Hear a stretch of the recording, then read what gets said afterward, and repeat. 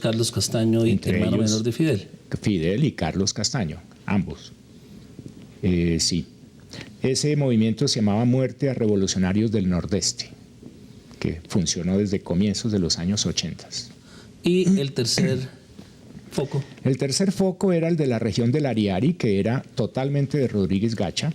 Él tenía en San Martín su epicentro, pero se extendía a Granada, San Martín, Llanos Orientales, Vista Hermosa, San Juan de Arama, toda esa región. Rodríguez Gacha era un esmeraldero de la zona boyacense, de Boyacá. Había sido jefe de sicarios de uno de los grupos de esmeralderos. Comenzó con el narcotráfico, se hizo inmensamente rico y, como todos los esmeralderos boyacenses ricos, comenzó a comprar tierra en los llanos, porque su sueño es la tierra prometida, es la de los llanos, para los esmeralderos. De tal forma que comenzó a comprar grandes extensiones, comenzó a comprar mucho ganado, siguió haciendo narcotráfico y en la región del Ariari se volvió la fuerza de seguridad privada que le hacía frente a los frentes 14 y 15 de las FARC.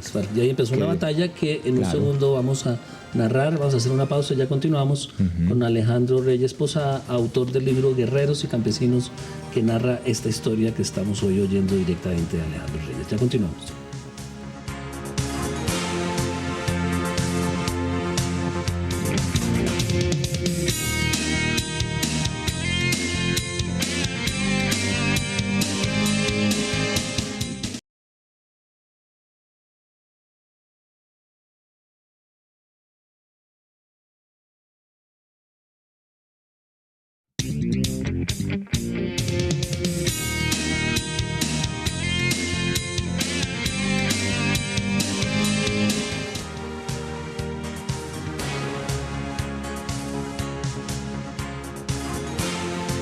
Continuamos con Alejandro Reyes, recordando las épocas de los años 80 y 90 cuando surge el narcotráfico, cuando la guerrilla se fortalece, cuando la lucha por la tierra se vuelve intensa, cuando los paramilitares aparecen apoyados por los narcos en una coalición con el ejército colombiano para defenderse de la amenaza guerrillera. Y vamos a empezar a contar la historia de los esmeralderos, de Rodríguez Gacha, ya habíamos empezado, y vamos hacia dónde. A ver, ¿qué sucedió en la segunda mitad de los 80s con Rodríguez Gacha, que fue el periodo cuando él actuó más en cosas militares? Inicialmente Rodríguez Gacha y las FARC tenían un trato de no agresión, un acuerdo de no agresión. Sin embargo, las FARC rápidamente se dieron cuenta que Rodríguez Gacha tenía demasiada plata, que el narcotráfico era una fuente enorme de recursos, que la ganadería de Rodríguez Gacha en San Martín y en Granada y más hacia abajo, pues era un botín muy apetecible, y comenzaron a robarle ganado, a asaltarle fincas y a robarle ganado.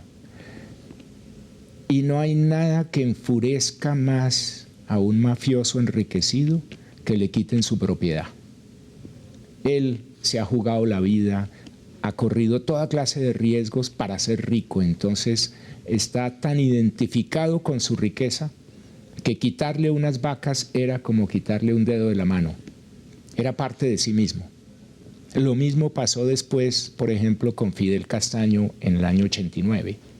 Fidel Castaño ordenó la masacre de Pueblo Bello en Urabá porque le robaron 60 reses y porque descubrió que había un carnicero en Pueblo Bello, que era un reducidor que compraba ganado robado, y buscando ese carnicero capturaron, creo que fue 43 personas. En una iglesia los subieron en una volqueta. Los subieron en 2 camiones, los pasaron delante de todos los retenes militares, los llevaron hasta Valencia, Córdoba, a las fincas, a la finca Las Tangas, y allí los mataron. ¿Pero por qué? ¿A los 43? Porque le habían robado ese mismo número de reses a Fidel Castaño. ¿Pero por qué esas 43 personas eran asociadas al robo? Porque no encontraron al carnicero que reducía el ganado robado, no lo encontraron, había salido del pueblo ese día. Entonces, de todas formas, los hombres de Fidel llevaban la orden de capturar a los que consideraban cómplices y castigaron fue al pueblo entero. Mire, Ramón, una cosa le voy a contar. Yo entendí cuál era la lógica de las masacres, porque se la pregunté directamente a Fidel Castaño cuando estuve con otros colegas académicos míos y periodistas en la finca Las Tangas en el año 91. Yo le pregunté, a él lo llamaban, tenía el nombre de guerra de Jaime. Le pregunté, Jaime, ¿cuál es la lógica militar de cometer una masacre? ¿Qué es lo que ustedes ganan al cometer una masacre? Él al principio quedó muy sorprendido por la pregunta y creyó que era una pregunta muy agresiva. Esos jefes paramilitares, esos guerreros, no les gusta usar el lenguaje directo para referirse a las cosas, sino siempre usan eufemismos, palabras que significan otra cosa. Entonces, las masacres era una palabra que no se podía nombrar en el lenguaje de ellos, sino los hechos. Entonces, se calmó un poco y me respondió. Y la respuesta de Fidel Castaño me permitió entender qué son las masacres desde el punto de vista militar. Me dijo, mire, nosotros llegamos a una región hostil y no sabemos quién es quién en la región. No sabemos quiénes son amigos de la guerrilla y quiénes no, y quiénes sus colaboradores. Hacemos una cierta inteligencia, averiguamos, y cuando localizamos una vereda o un corregimiento donde parece que hay apoyos de la guerrilla, ahí producimos el hecho. Se refería a la masacre. Una vez producida la masacre... ¿Y con algún criterio? Maestros, profesores, comerciantes. No, con el criterio de tratar de acertar lo más posible como hacia la gente que parezca ser sospechosa. Pero una vez producida la masacre, me decía, el hecho, decía Fidel Castaño, la población que tiene que ver con la guerrilla huye. El hecho de que huyan de la región y produzcan un éxodo es prueba de que se sienten afectados por la masacre. Y con los que se quedan y no huyen, con esos organizamos autodefensas. No huir de la masacre significa que la persona siente que no tiene nada que temer. Con eso se organizan las autodefensas. Una lógica demasiado elemental. Una lógica elemental, pero sumamente eficaz, brutalmente eficaz. O sea, el que se quedaba necesariamente debía colaborar. El que se quedaba era un adversario de la guerrilla o era una víctima de la guerrilla y por lo tanto era susceptible o era conveniente contar con él para organizar autodefensas. Con esa lógica, por supuesto, lo que hicieron fue desplazar o inhibir a la guerrilla de muchas regiones del país y la guerrilla no defendió nunca a sus bases sociales. La guerrilla no tenía una población cliente a la cual protegiera militarmente. A la guerrilla le interesaba la protección de su propia organización armada, de sus propios combatientes. ¿Y la gente que venía haciendo entonces para la guerrilla? El campesino.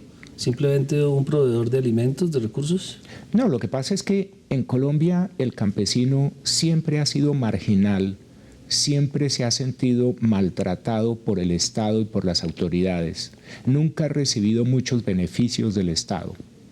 Y cuando llegaba cualquier grupo armado, cualquiera, con cualquier ideología, llámese M-19, EPL, FARC, cualquiera, el campesinado se acomoda a esa nueva estructura de mando que aparece en una región y esa estructura de mando comienza a cumplir ciertas funciones útiles para la sociedad campesina, resolver litigios de linderos, hacer cierto control social, imponer unas ciertas normas. Yo que me he recorrido el país sé, por ejemplo, que hay regiones del país donde la veda de pesca de los ríos en ciertas épocas de desove de la pesca corre a cargo de la guerrilla. La guerrilla impone ciertas normas ecológicas y el campesinado se acomoda a eso. Pero cuando llega una fuerza militar superior se retira y deja al campesino expuesto a ese nuevo rey armado que llega a imponer su orden y su autoridad. Tal cual. Ese es exactamente el fenómeno que ocurre.